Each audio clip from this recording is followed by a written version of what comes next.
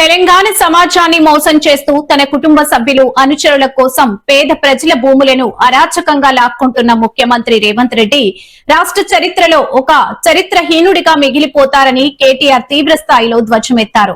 అధికారం ఎవరికీ శాశ్వతం కాదని అప్రజాస్వామికంగా వ్యవహరిస్తున్న కాంగ్రెస్ ప్రభుత్వానికి ప్రజలు త్వరలోనే బుద్ధి చెబుతారని ఆయన హెచ్చరించారు. క్యాతన్పల్లి మున్సిపల్ చైర్పర్సన్ గారిని కౌన్సిలర్లకు సన్మానం చేసినందుకు అది సభ్యంగా అయ్యేటట్టు చేయండి.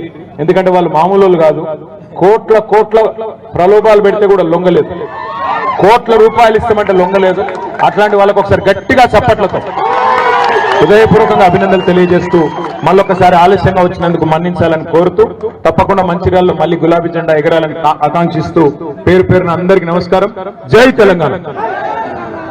దయచేసి అందరు కూర్చోండి. మొన్న నేను మా సబితక్క విద్యార్థుల మీటింగ్కి పోయినాం తెలంగాణ భవన్లో. పోతే ఒక విద్యార్థి సోదరుడు మాట్లాడుతూ అన్నాడు, అన్న చాలా మంది నాయకులు వస్తారు పోతారు, ఇన్నటిదాకా ముఖ్యమంత్రిగా పనిచేసిన ఒక నాయకుడు ఆంధ్రప్రదేశ్లో ఇవాళ ఆయన కేబీఆర్ పార్క్ లో నడుస్తుంటే ఆయనను పలకరించినోడు కూడా లేడు అని చెప్తా ఉంటే సబితక్క చెప్పింది, ఆయననే ఎవడో ఉన్న పలకరిస్తాడేమో గానీ రేవంత్ రెడ్డి పదవి కాలంకి దిగిపోయిన తర్వాత మాత్రం కూర్చున్న కుక్క కూడా లేవదు, ఆయనకు మాత్రం ఎవడు సల్యూట్ కొట్టేటోడు మాత్రం ఎవడు ఉంటాడు. ఇది వాస్తవం. ఇది అధికారంలో ఉన్నప్పుడు కొంత ఉంటది బిల్డప్, కానీ అధికారం పోయిన తర్వాత నువ్వు చేసిన అరాచకానికి ప్రజలు సమాధానం మామూలుగా చెప్పరు అనే మాట కూడా నేను విజ్ఞప్తి చేస్తా ఉన్నా. 3 నెలల్లో పిల్లలు పుట్టారంటున్న ముఖ్యమంత్రి గారు 30 నెలలు అవుతుంది. మరి ఇప్పుడు పిల్లలు పుట్టకపోతే నీకేం పేరు పెట్టాలి, నేనేమని పిలవాలని చెప్పి నేను అడుగుతా ఉన్నా. 30 నెలలు అయింది కదా, 30 నెలలకు కూడా మరి 6 గ్యారెంటీలు అమలు కాకపోతే నిన్ను ఏమనాలి, ఏమనుకోవాలి? నేనేం అంటలేను, ఏమనుకోవాలని మిమ్మల్ని అడుగుతున్నాను. నేను అంటలేను రా భయ్య, అంటే అమ్మాయిలో బాధ. ఈ మధ్య నేను ఆయన తిరిగితే కూడా మా సుమన్కే నచ్చలేదు. నువ్వు తిట్టకన్నా మేము తిడతాం కదా అంటూ. అంటే ఏమైందంటే ఇలా రాష్ట్రంలో ఎంత గలీజ్ రాజకీయం అయిపోయిందంటే ముఖ్యమంత్రి లెక్క లేడు, మంత్రి లెక్క లేడు, ఎమ్మెల్యేలు లెక్క లేరు. ఇక్కడ ఇబ్రాహీంపట్నంలో గెలిచింది గులాబీ జెండా కాదు, ఇబ్రాహీంపట్నంలో గెలిచింది ప్రజాస్వామ్యం. దాన్ని నిలిపింది మా తమ్ముడు మంచిరెడ్డి ప్రశాంత్ రెడ్డి గారు బంటి అనే మాట కూడా నేను విజ్ఞప్తి చేస్తా ఉన్నా. చిన్న విషయం కాదు. రేవంత్ రెడ్డి లాంటి దుర్మార్గులతో, రేవంత్ రెడ్డి లాంటి అరాచక శక్తులతో కొట్లాడాలంటే చాలా ధైర్యం ఉండాలి. కేసులు పెడతారు, బెదిరిస్తారు, అధికార యంత్రాంగం మొత్తం వినియోగిస్తారు, సామ దాన భేద దండోపాయాలు ఎన్నుంటే గన్ని పైసలు ఆశ చూపెడతారు. మీకు ఇది చేస్తామంటారు, అది చేస్తామంటారు. ఆఖరికి మంచిరెడ్డి కిషన్ రెడ్డి లాంటి నాయకుడి మీద కూడా కిడ్నాప్ కేసులు పెట్టించింది. అయినా సరే ఇన్ని తట్టుకొని దాదాపు 2 నెలల పాటు ఈ ప్రభుత్వం చేస్తున్న అరాచకాన్ని తట్టుకొని నిలిచిన మా కౌన్సిలర్లందరికీ నేను శిరస్సు. మహాత్మా జ్యోతిరావు పులే ఆశయాల స్ఫూర్తితో చట్టసభల్లో బీసీ మహిళలకు ఉప కోటా సాధించే వరకు విశ్రమించే ప్రసక్తే లేదని కల్వకుంట్ల కవిత స్పష్టం చేశారు. బంజరహిల్స్ లోని జాగృతి కార్యాలయంలో ఏర్పాటు చేసిన కార్యక్రమంలో పాల్గొన్న ఆమె మహిళా రిజర్వేషన్ బిల్లులో బీసీ మహిళలకు స్థానం కల్పించకపోవడంపై కేంద్ర ప్రభుత్వంపై విరుచుకుపడ్డారు. బట్ ఏమాత్రం అనుమానాలు ఉన్నా ఈ కమిటీల వివరాలన్నీ ఆన్లైన్ లో ఉంటాయి కాబట్టి డైరెక్ట్గా ఫోన్ చేసి తెలుసుకోవచ్చు. జాగృతి బాధ్యులందరినీ కూడా ఒక 21 కమిటీలతోని మేము సభకు ఏర్పాట్లు చేసుకుంటామని సంతోషంగా తెలియజేస్తున్నాము. Thank you. జై తెలంగాణ.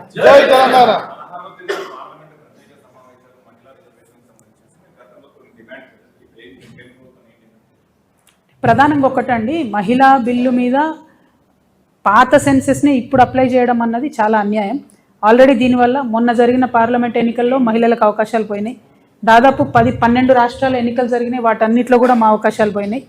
ఇప్పుడు ఈ అవకాశాలన్నీ పోగొట్టింది 2027 సెన్సెస్ వస్తే ఆ డీటెయిల్స్తో ఏదో లాభం జరుగుతుందని మేము అనుకున్నాం. ఇంకొక ఏడాది అయితే 2027 వస్తుంది. మరి ఆ సెన్సెస్ కోసం ఆగితే డెఫినెట్గా మహిళలకు ఇంకొన్ని సీట్లు ఎక్కువ పెరుగుతాయేమో అని ఒక ఆలోచన. రెండవది, ఈ సెన్సెస్లో కులగణన చేస్తామన్నారు కాబట్టి బీసీ బిడ్డలు ఎంతమంది ఉన్నారో లెక్క పెడతారు కాబట్టి బీసీ ఆడబిడ్డలకు రిజర్వేషన్ వస్తుందేమో అని మేమందరం కూడా ఆశపడ్డాం. కానీ ఆ 2027 సెన్సెస్ వరకు ఆగకపోవడం వెనుక భారతీయ జనతా పార్టీ మరొకసారి వాళ్ళు బీసీ వ్యతిరేకులు అని చెప్పి వాళ్ళంతటా వాళ్ళే నిరూపించుకుంటా ఉన్నారు. దయచేసి బీసీ బిడ్డలు ఆడబిడ్డలు వేచి చూడొద్దు.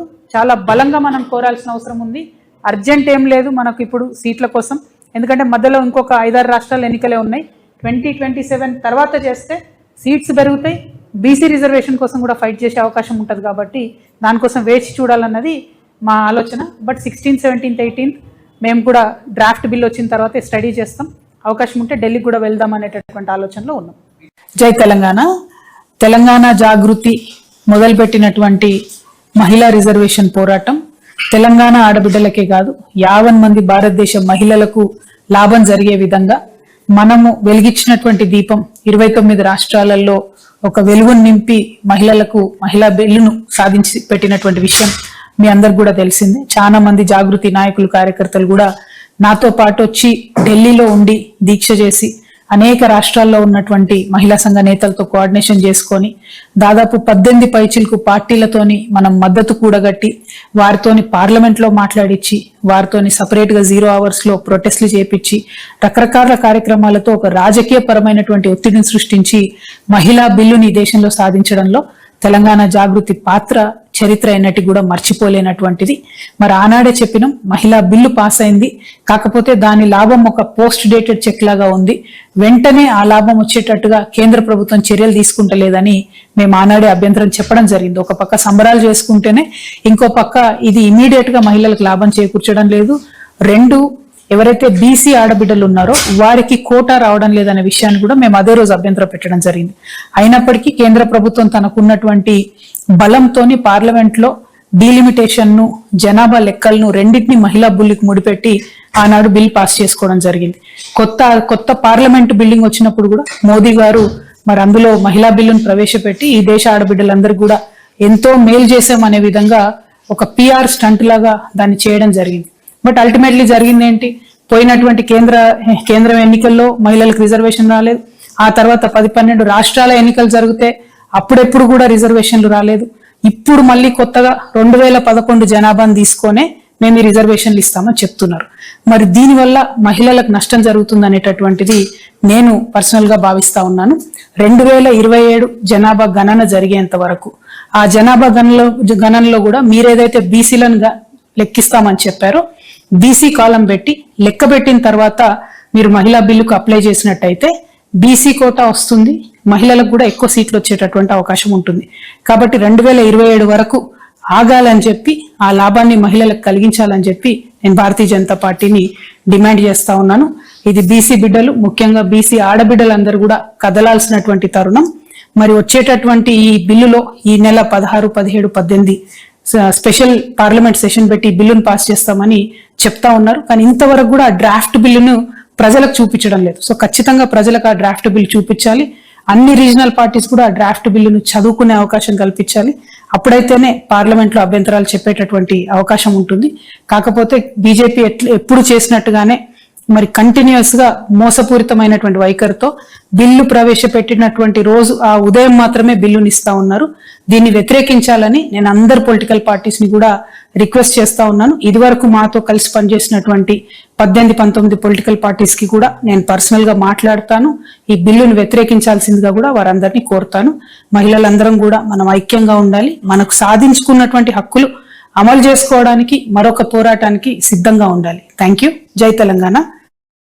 నిరసన తెలపడంలో భాగ్యనగర వాసులు శైలేవారు తమ సమస్యల పరిష్కారం కోసం గొంతెత్తడమే కాదు, అధికారుల కళ్లు తెరిపించేందుకు వినూత్న మార్గాలను ఎంచుకుంటున్నారు. తాజాగా రామంతాపూర్ పరిధిలో స్థానికులు చేపట్టిన నిరసన ఇప్పుడు సోషల్ మీడియాలో హాట్ టాపిక్ గా మారింది. రోడ్లపై ఉన్న గుంతలను పూడ్చడానికి బదులు వాటికి చుట్టూ పూలు చల్లి పూల మాలలు వేసి పుష్పాభిషేకం చేశారు.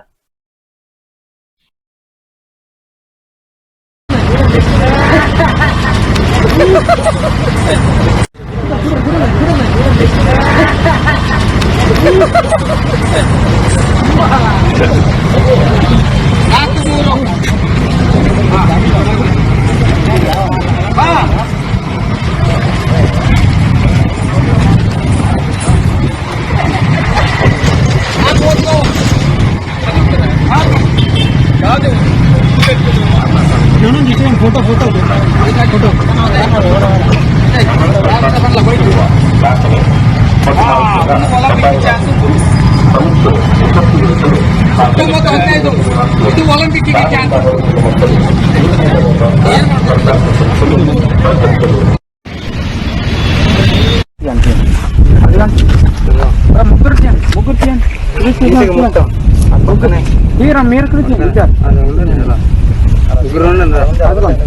చేత పట్టుకున్నా సార్ పైకి లేదు ముగ్గురు పట్ట ఉండరా పైకి చేత పట్టు ముగ్గురు పట్ట ఉండరా పైకి పట్టుకున్నా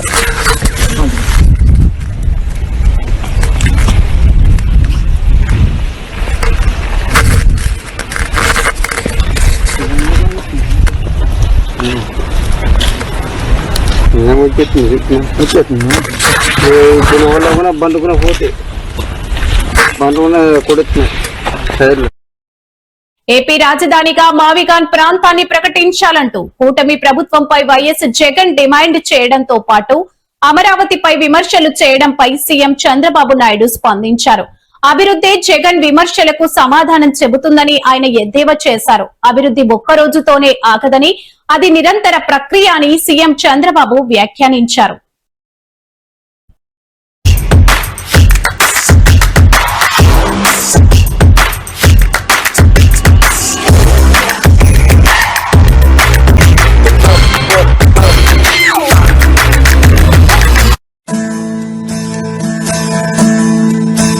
రాజధాని కోసం అని చెప్పి 1/2 ఎకరం భూమి ఇచ్చామండి. కాకపోతే ఈలోపు వైసీపీ వాళ్ళు కోర్టులకు వేశారండి. అంతలకి 3 రాజధానులను ప్రకటించాడండి. నేను వెళ్తే జుట్టు పట్టుకొని ఈడ్చి నడి రోడ్ల మీద పడేసి బ్లేడ్లతో చేతులు పెట్టి బ్లేడ్లతో కోసారండి. ఇక అమరావతి గురించి నేను చెప్పాల్సిన పనులు, అమరావతిలో ఏం జరుగుతా ఉంది అన్నది, ఎంతటి దారుణమైన స్కాములు జరుగుతా ఉన్నాయి అన్నది మన అందరికీ కూడా ఇప్పటికీ అర్థమైంది. స్క్వేర్ ఫీట్ కట్టడానికి 5 స్టార్ ఫెసిలిటీస్ తో హైదరాబాద్ లో గానీ, చెన్నైలో గానీ, బెంగళూరులో గానీ ఎక్కడైనా కూడా కట్టడానికి అయ్యే ఖర్చు 4,500 దాటదు. ఇది 5 స్టార్ లాబీస్, ఇటాలియన్ మార్బుల్ ఈ స్థాయిలో కట్టే కార్యక్రమాలు చేసినా కూడా అమరావతిలో మాత్రం 12,000, 14,000 అడుగు ఖర్చు. రోడ్లు వేస్తా ఉన్నారు, 6 లేన్ రోడ్లు. నేషనల్ హైవేలు టెండర్లు పిలిస్తే 20 కోట్లు వస్తా ఉన్నాయి. ఇక్కడ మాత్రం 53 కోట్లు లేను. ఎక్కడా లేని స్కాములు. ఎవరు స్కాముల్లో భాగస్తులు అని అంటే ఈనాడు వియంకుడు, బిఎస్ఆర్, బలుసు శ్రీనివాసరావు, చంద్రబాబు నాయుడు బినామీ, అంతా ఇల్లే. వీళ్ళకి మళ్ళీ ఏంది కొత్తగా మొబిలైజేషన్ అడ్వాన్స్. ఇంతకుముందు ఎప్పుడూ లేదు.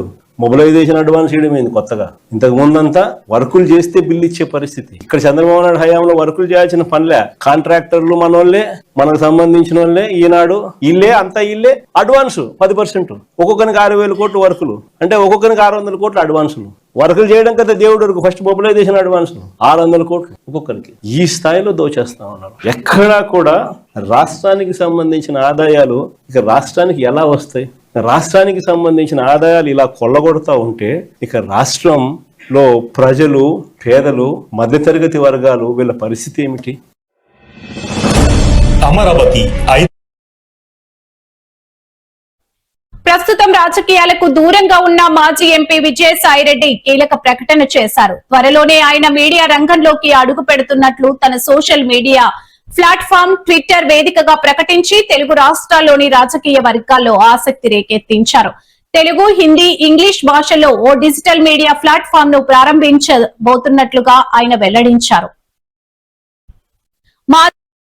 అయితే ఈ ప్లాట్ఫామ్ వెనుక ఉన్న ప్రధాన ఉద్దేశాన్ని వివరిస్తూ విజయసాయిరెడ్డి తన ట్వీట్ లో కీలక అంశాలను ప్రస్తావించారు. తెలుగుతో పాటు జాతీయ స్థాయిలో గుర్తింపు పొందేలా హిందీ, ఇంగ్లీష్ భాషల్లోనూ వార్తా కథనాలను అందించనున్నట్లు తెలిపారు. ఈ ప్లాట్ఫామ్ ఏ రాజకీయ పార్టీకి కొమ్ము కాయదని, పూర్తిగా నిష్పక్షపాతంగా కేవలం సత్యం వైపు మాత్రమే నిలబడుతుందని ఆయన స్పష్టం చేశారు. మహిళలు, యువత, రైతులు, కార్మికులు, అణగారిన వర్గాల సమస్యలను వెలుగులోకి తీసుకురావడమే తమ లక్ష్యమని పేర్కొన్నారు.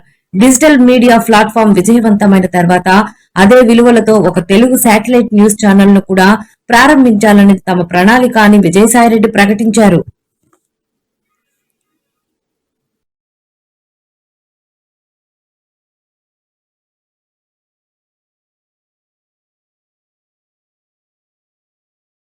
మాజీ మంత్రి, వైసీపీ సీనియర్ నేత, మాజీ మంత్రి గుడివాడ అమర్నాథ్ కు ఊహించని షాక్ తగిలింది. 10 సంవత్సరాల క్రితం కేసులో Visakha additional chief judicial magistrate court ఆయనకు జైలు శిక్ష విధిస్తూ కీలక తీర్పు వెలువరించింది. సుమారు 10 ఏళ్ల క్రితం నమోదైన ఒక కేసులో ఆయనకు 6 నెలల జైలు శిక్షతో పాటు 5,000 రూపాయల జరిమానా విధిస్తూ మెజిస్ట్రేట్ వరలక్ష్మి తీర్పునిచ్చారు. ఈ పరిణామం రాజకీయ వర్గాల్లో ఒక్కసారిగా కలకలం రేపింది.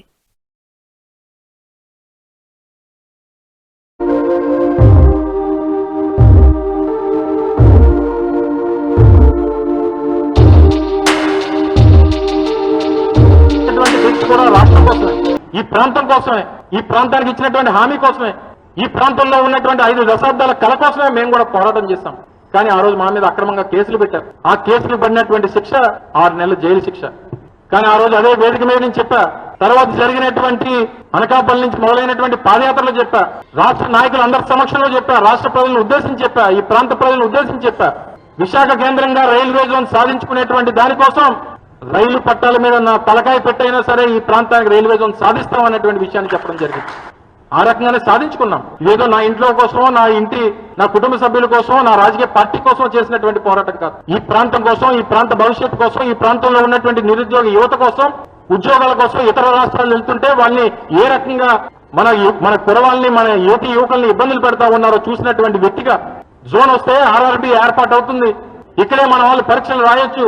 వారికి చంద్రబాబు నాయుడు గారు మీ తాలూకా మైండ్ సెట్ ని, మీ రెడ్ బుక్ రాజ్యాంగాన్ని, మీ తాలూకా ఆలోచన విధానాన్ని మార్చుకోండి. రాష్ట్రానికి ముఖ్యమంత్రి అంటే ఒక 28 గ్రామాలకో, ఒక ప్రాంతానికో ముఖ్యమంత్రి కాదు. రాష్ట్రంలో ఉన్నటువంటి 26 జిల్లాలకి, అన్ని ప్రాంతాలకి మీరు ముఖ్యమంత్రి అనేటువంటి విషయాన్ని గుర్తుపెట్టుకోండి. అన్ని ప్రాంతాలు అభివృద్ధి చేయాల్సినటువంటి బాధ్యత మీ మీద ఉందనేటువంటి గుర్తుపెట్టుకోండి.